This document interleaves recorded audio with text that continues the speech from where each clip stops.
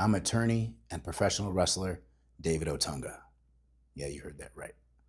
I graduated from Harvard Law School and became a lawyer at the top firm in Chicago. And then I left that firm and became a professional wrestler with WWE. So this is Shoot. And you'll know what a shoot is if you watch my last video.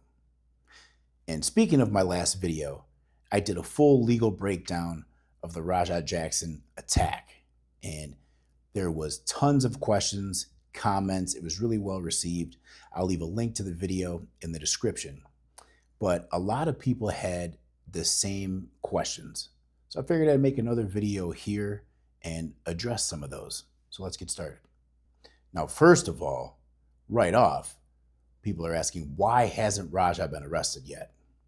To be honest with you, I don't know. I'm asking the same question. I can only imagine that prosecutors are having a hard time trying to figure out exactly what to charge Rajah with.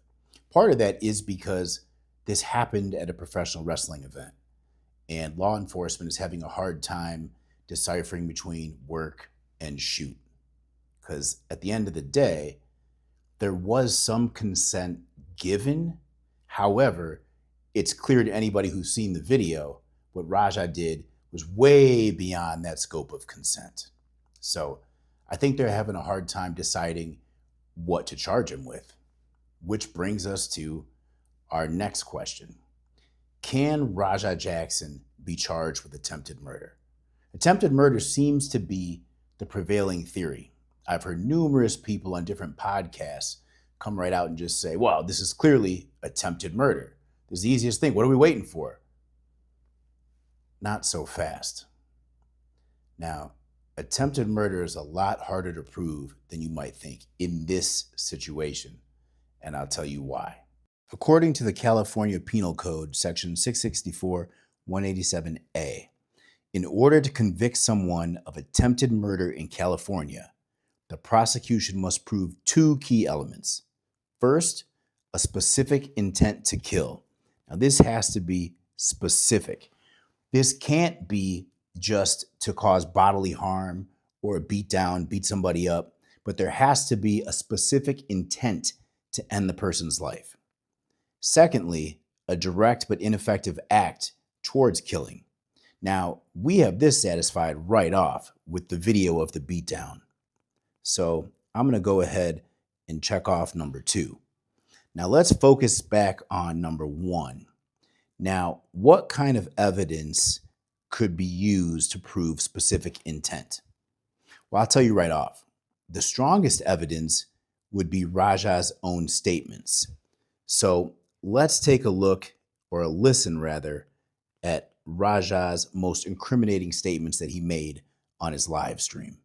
I get the chance to go in there and now really fuck him up. It's always been my dream to fuck up a pro wrestler for real. Am I really gonna fight him? Yeah, I'm gonna punch his ass for real. Then I'll forgive him at that. 50 subs, knock him out. 50 subs. Yeah, they allowed me to hit him for real. If he hits me back for real, I don't give a fuck. I want him to. I'm dead serious, y'all. I'm really about to fuck him up. I'm really going to hit him. I'm telling you. I just don't know if I'm gonna pick him up first or hit him first. I don't fuck this dude. I ain't gonna hurt him too bad though. He was drunk. He was pretty drunk, I think. But I will tell you guys this. They told me to hit him and just leave. Somebody who pull me off of him will leave. I'm telling you. I'm gonna hit him as many times as I can. Watch. I'm not gonna fake it. Exactly. They don't want me. They don't want me in there for real because I'm not gonna fake it. Watch. And then as soon as I do what I'm doing, I'm leaving. Now, none of these statements specifically mentioned anything about killing or ending Psycho Stu's life.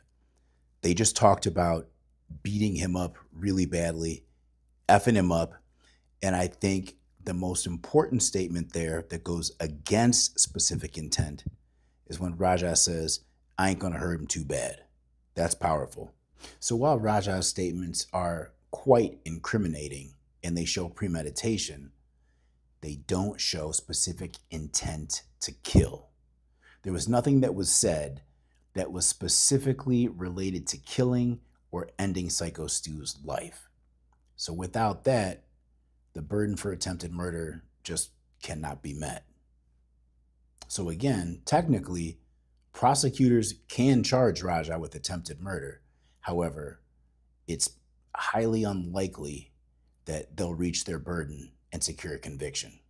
And they want a conviction here.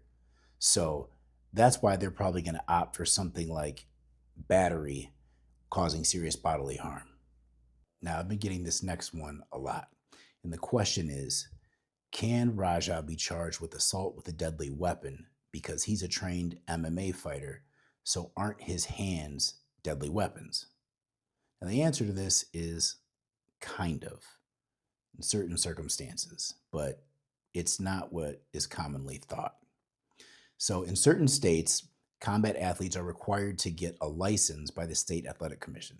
Now, this license allows combat athletes to compete in sanctioned events within that state. But there's no registry of lethal fists. There's nothing like that.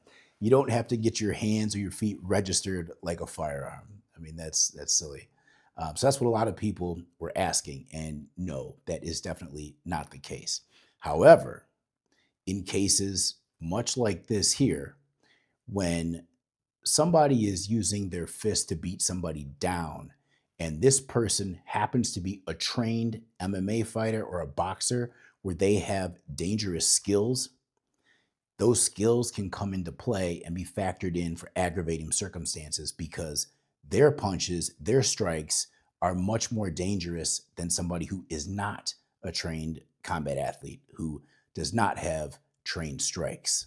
So this definitely can be used against them and most likely will. I've been getting a lot of questions about AJ Mana and whether or not I think he's an accessory to the crime. Now, the people asking me this, I'm pretty sure they actually mean accomplice or an aider and abetter. I think they're misusing the term accessory, but I'll explain all of that. But first, let me show you why people think that AJ might be an accomplice or have aided and abetted Raja. Take a look at this clip. So when you run in on his shit, you fucking give him his receipt. You remember what a receipt is? Give him that fucking receipt, bro. Tag his shit. If you got a fucking problem with it, I'll fucking run out there. Tag his shit, bro. So in the clip, you see that AJ says to Raja, "You remember what a receipt is?" Raja says, "Yes." Now, right here, we don't know if Raja actually knows what a receipt is because it doesn't appear like it. So he might have lied to AJ. Or Raja actually might know what a receipt is. However, he decided to go above and well beyond the scope of what a receipt entails. A receipt entails usually a shot back that's commensurate with what the person did to you. So if somebody gives you a stiff shot, you give them one back, just as stiff. But it's usually one thing. So when AJ is referring to the receipt, he's asking Raja if he remembers that, which basically means AJ is under the impression that Raja will give one thing back to Psycho Stu, be it that slam that he gave him that kind of looked like a power bomb or something, but not the punches, but just one thing. So let me show you the elements of accomplice liability and aiding and abetting, and then we'll talk about accessories also. Under California Penal Code 1111, an accomplice is one who is liable to be prosecuted for the identical offense charged against the defendant on trial. So this means that if AJ were found to be an accomplice, he could be prosecuted for the exact same charge as Raja Jackson, be it battery to commit serious bodily injury, or, as many people are hoping for, attempted murder, which we already discussed previously. So let's talk about the elements of accomplice liability. Now, to be considered an accomplice, a person must act with knowledge of the unlawful purpose of the perpetrator. Now, this is important because based on the evidence, it doesn't seem like AJ had knowledge that Raja was going to go off script and unlawfully strike Psycho Stu over 20 times in the face while he's unconscious. AJ was under the impression Raja was just going to deliver a receipt, one shot back, one move that was commensurate with what happened to him.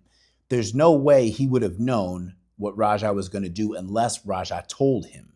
And we haven't seen any evidence to the fact. So based on the evidence we have, it doesn't seem AJ had any knowledge that Raja was going to act unlawfully.